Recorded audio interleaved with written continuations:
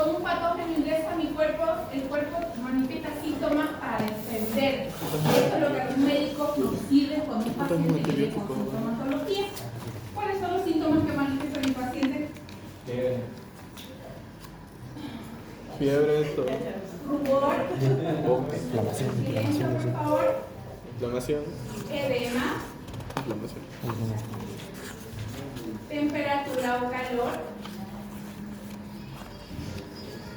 Tumefacción o endurecimiento de la zona. Y dolor.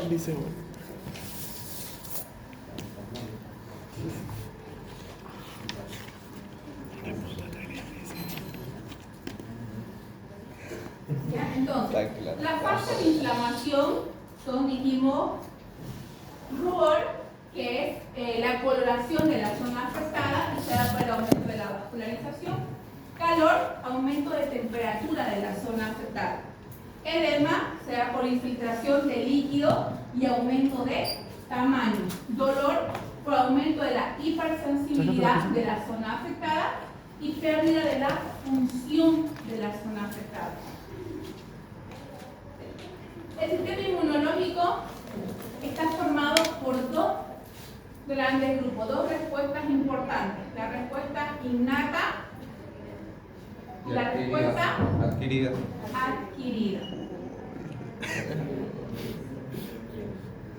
¿Cuál es la respuesta innata? ¿Quién me dice? La que tienes cuando naces.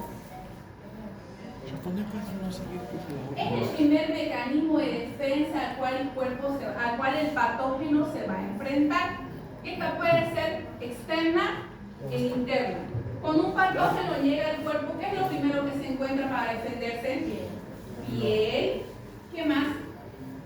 Y se tiene que enfrentar con la mucosa. Si estamos hablando del sistema respiratorio, se enfrenta con los cilios de la mucosa. Si estamos hablando de estómago, se enfrenta con el pH. Y si estamos hablando de intestino, con la flora intestinal. Si pesa esa barrera, este patógeno atraviesa, se va a enfrentar con los mecanismos internos de defensa del cuerpo. ¿Cuáles son los mecanismos internos de defensa del cuerpo? ¿Los linfocitos? Células. ¿Así? ¿Cuáles son? Ya, entre las células tenemos a lo que son los glóbulos blancos, los glóbulos granulares y los glóbulos agranulares, que son los que no tienen gránulos. ¿Cuáles son los granulares? Granulares. Eosinófilo, neutrófilo, que son los más comunes, basófilo.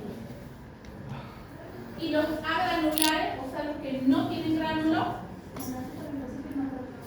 monocitos, de los cuales van a nacer los macrófagos, y los linfocitos. ¿Y los linfocitos cuántos tenemos? Linfocitos B y linfocitos T. B y los T. ¿Okay?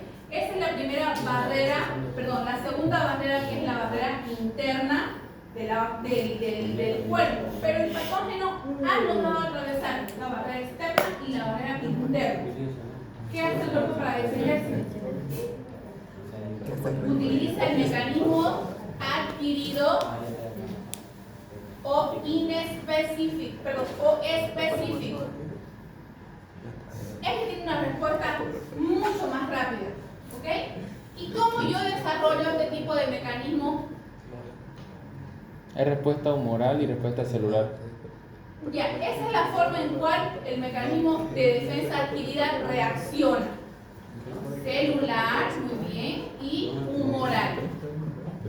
Pero ¿cómo yo formo, cómo yo desarrollo, cómo mi cuerpo desarrolla la inmunología adquirida? Mediante mecanismos activos y mediante mecanismos pasivos. ¿Cuáles podrían ser los activos?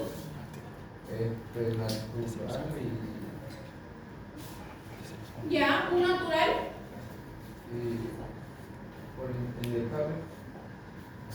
¿Esta? Entonces, tenemos Tenemos los activos y los pasivos. Los activos, natural, como eso tuvieron cuando mi cuerpo es enfrentado al patógeno. Y genera memoria, perfecto. Y el artificial, Vos pusiste eso. ¿qué te pasa? vacuna. El mecanismo pasivo, el natural, Puede ser a través de placentaria, placenta. lo que mamá me pasó. Y la artificial, por Fueron. vacuna, pero no genera memoria. ya, exactamente, por suero. Se puso muy común en COVID, utilicemos los plasmas, ¿se acuerdan? ¿Escucharon cómo la gente desesperadamente buscaba plasma? Dentro de esos plasmas había la información de anticuerpos memoria para que el paciente no experimentara todo el ciclo de enfermedad. Por eso que fue una locura el tema del plasma en el COVID, porque ayudaba con el tema de las defensas. Ya, ahora, dice su compañero respuesta celular y respuesta humoral. En la respuesta celular, ¿qué vamos a encontrar? Los linfocitos T. Los linfocitos T, que son encargados de ¿qué? ¿De producir qué? De producir anticuerpos. Muy bien. Inmunoglobulinas. Inmunoglobulinas G, M. Lo verán, pues. Los grupos entonces. La G, la M, luego sigue la El ABC. la E, la D y me falta una que no. Y la Y la ya. Y la Y la S. respuesta humoral, ¿quién se encarga de la respuesta humoral? Linfocito T. Los linfocitos T. Muy bien.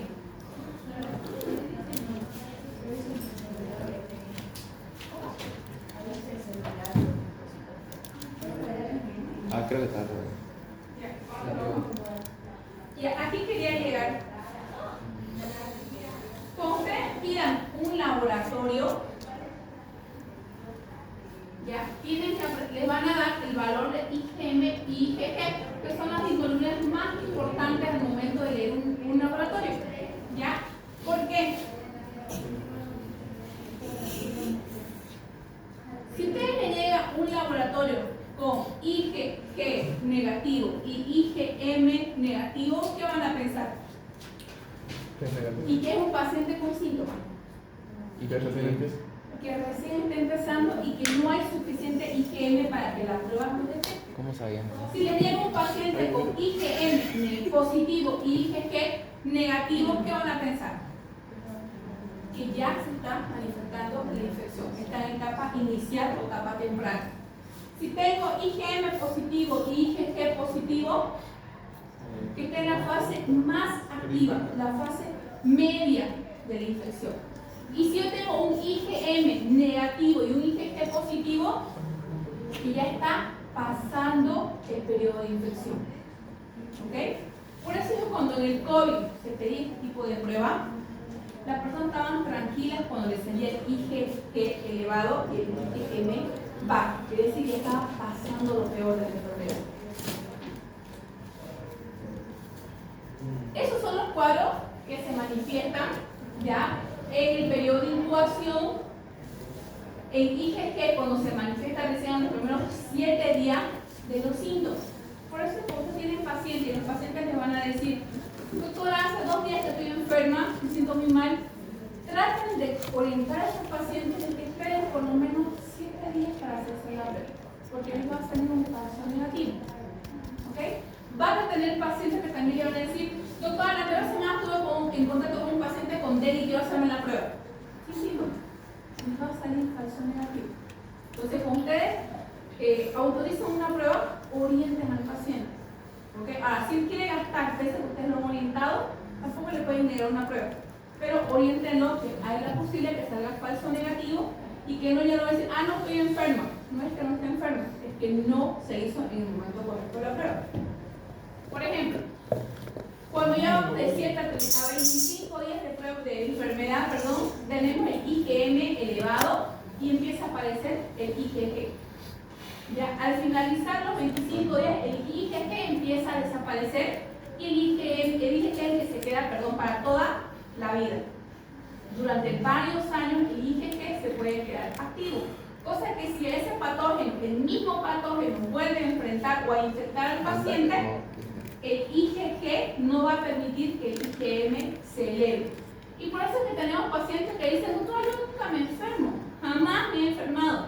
No es que nunca se haya enfermado, es que tiene los anticuerpos que detectan el patógeno y actúan rápido. No dejan que se manifieste la sintomatología. Lo voy a retirar de mi casa. A ustedes. Porque yo estoy explicando y están jugando con ese guante. ¿Sí? Entonces, ahí tenemos. Respuesta de la inmunidad adquirida, actúan lo que son los linfocitos B con la respuesta celular y los linfocitos T con la respuesta humoral. Perdón, al revés, linfocitos B con la respuesta humoral y linfocitos T con la respuesta celular.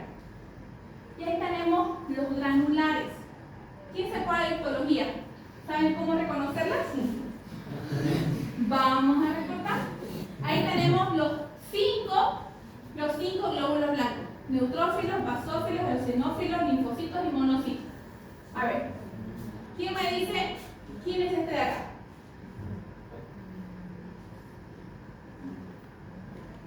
¿Un monocito? Un monocito es agranular. Es un basófilo. ¿Saben por qué? Porque el basófilo tiene nódulos, gránulos bastante grandes y apenas se puede percibir el núcleo. ¿Quién se encuentra arriba del basófilo? Allá. ¿En la esquina superior derecha? Ajá. Es un neutrófilo.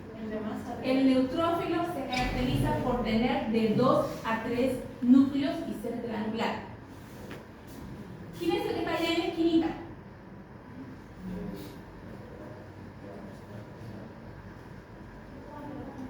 Es el eosinófilo. Se caracteriza por ser bilobulado y también por ser granular. Ahora nos quedan estos dos agranulares, o sea, sin gránulo. El que parece huevito, ¿quién es? Linfocito. No me pregunté si es B o T porque no se nota, pero es un linfocito. Y el que está acá abajo es un monocito. ¿Por qué sé que es un monocito? Porque uno es agranular y dos, su núcleo tiene forma de riñón. Eso es muy típico en los linfocitos. Cuando vean un frotis sanguíneo, chicos, tienen que aprender a detectar la línea blanca. La línea roja pues se ve al tiro, que son los eritrocitos, pero tienen que aprender a detectar la línea blanca. Órganos. El sistema inmunológico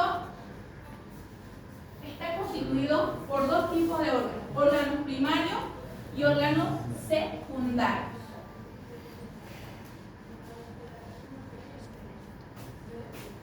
¿Quiénes son los órganos primarios?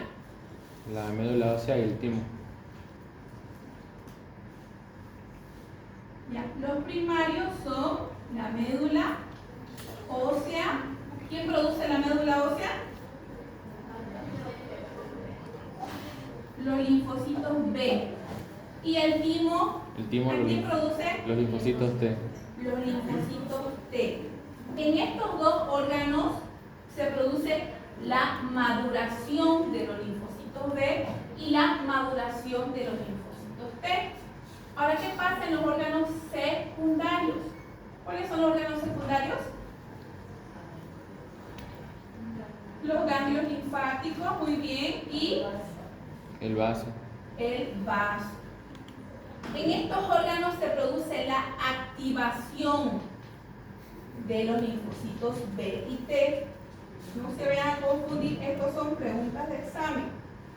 Pregunta de examen: ¿cuáles son los órganos primarios y cuáles son los secundarios? Pregunta de examen: ¿dónde se producen los linfocitos B? ¿Dónde se producen los linfocitos T? O la maduración. ¿Y dónde se activan estos linfocitos? Ya, igual lo mismo. Órganos linfáticos primarios, están los secundarios. Eso se supone que ustedes lo dominan. Estamos haciendo solo un repasito. Ya, entonces, sistema inmunológico, necesito que dominen eso.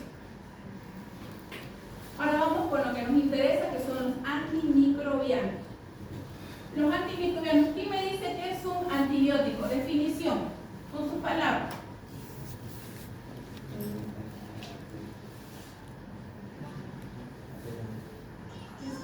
¿Qué es un antibiótico? Es un medicamento que se utiliza para combatir agentes patógenos. Muy bien.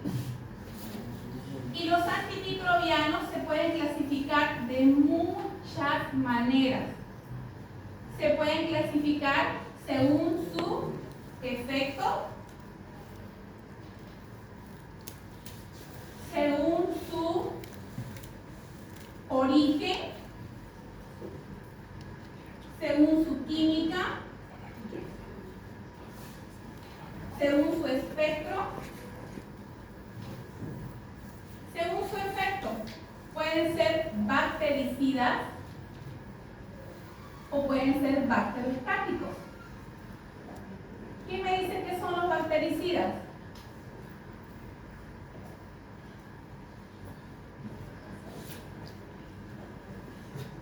¿Son aquellos que matan o no bacterias?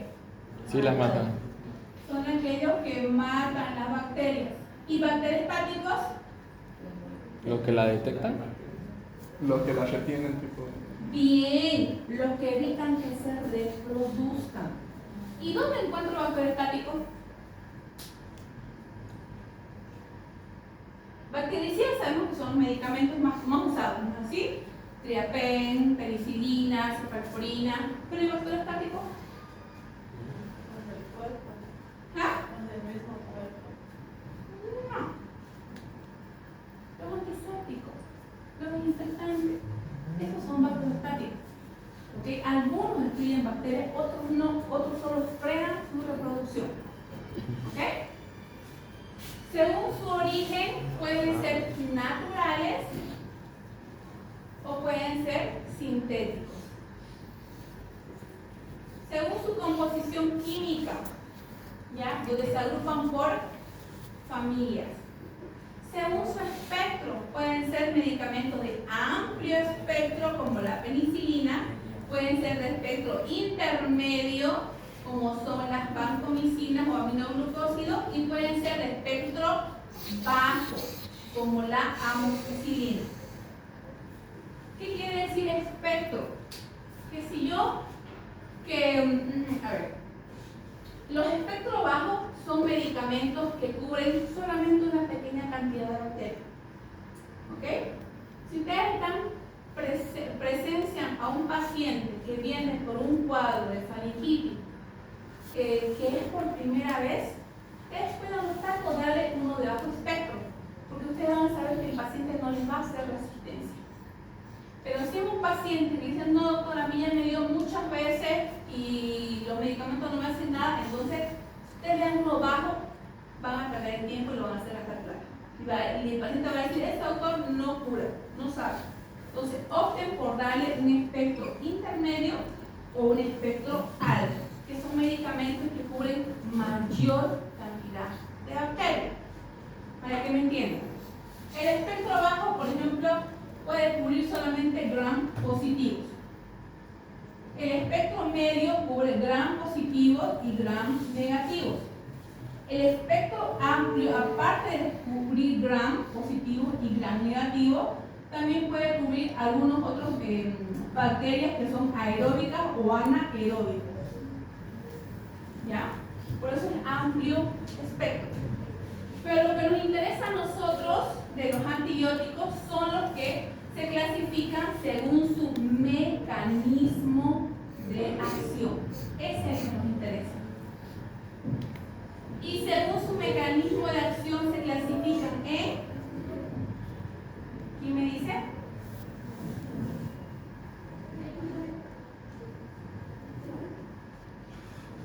¿Quién me dice?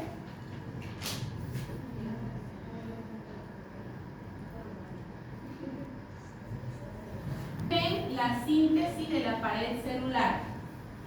Otro, los medicamentos que inhiben la síntesis proteica de la bacteria y los que inhiben la síntesis de los ácidos nucleicos de la bacteria. ¿Se acuerdan cuando vimos la bacteria? ¿Cuáles eran los elementos obligados de la bacteria?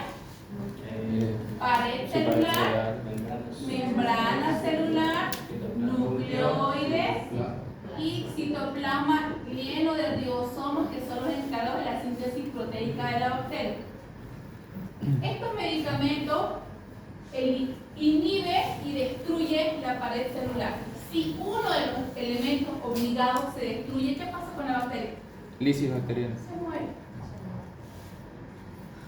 Si vemos medicamento al paciente que inhibe la síntesis proteica, va a haber destrucción citoplasmática y la bacteria se lisa. Si le damos un medicamento que inhibe la síntesis de ácidos nucleicos, la bacteria se muere.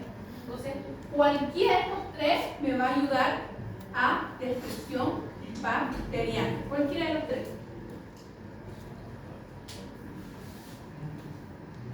Esta, en cuanto a su origen, espectro de acción, según su efecto, según su resistencia y según su estructura química. Pero lo que nos interesa es el mecanismo de acción. Según su mecanismo de acción, se clasifican esos tres: inhibición de la síntesis de la pared celular, inhibición de la síntesis proteica e inhibición de la síntesis de ácidos nucleicos. La pared celular está. Una vez que destruye lo que es pared celular y produce lisis a nivel de la misma, esos son los medicamentos que actúan a nivel de la pared celular. ¿Ya? Son beta-lactámicos y no beta-lactámicos. En los beta-lactámicos tenemos el más importante, que es la penicilina. ¿Quién nos ha hecho con la penicilina? Todos nos hemos puesto penicilina. Triapen, nos ponemos terbosil, pero no hemos hecho poner todo penicilina. Entonces, aquí el grupo más importante son, uno, los beta-lactámicos.